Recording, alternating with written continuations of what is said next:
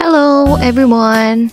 Naglaaglag kami diri sa may silay upod ang akon nga mega nga si Mayen. Nagsakay kami tricycle pakato sa Gary's Place. Ang ending galing close na ang Gary's Place kaya hasta na sila 5 PM. So nagsakay naman kami series pakato pabalik sa silay. Kay dito na lang kami mangita-ita kundi naman pwede maka picture-picture, maka banding-banding with my mega Mayen. Tapos diri nag picture-picture kag wala, chika-chika. Pagkatapos naman naog sa series, sakay naman kami tricycle. Kag wala kami kabalo, kundi na kami makanto. Tapos ang ending, duri kami natupa sa Silayman, sa Rocco's Cafe. Kung nakagito na kamo diri, namigid siya. As in, aragila ko na si Exosi, kag si Mayen. Duri na kami nag-chika-chika na lang kay tawhay naman diri sa may Rocco's Cafe. Kagahulat na lang kami sa amon nga order.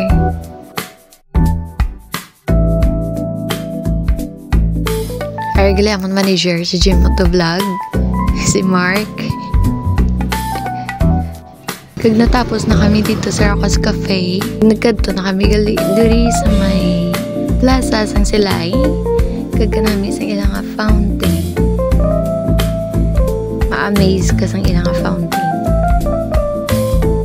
So nagtambay kami diri sa may plaza nila kay kanami gid sang ilang fountain. Amazing.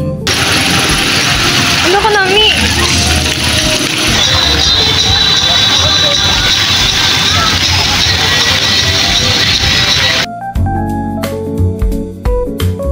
Kaya nagpuli ng akon nga mega nga si Mayen. Kaya may work pa siya for tomorrow.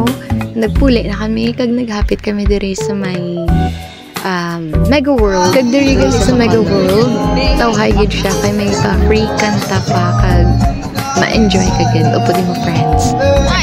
Since gabi na ni siya, nagpuli na kami sa amo ng mga panimalay. Kay this oras na sa kagabihon, ara pa kami sa dalanon. Galagaw-lagaw lang. Pero enjoy man na. Kag diri lang yakutob ang akon nga video. Thanks for watching and please keep safe and God bless everyone. Bye bye.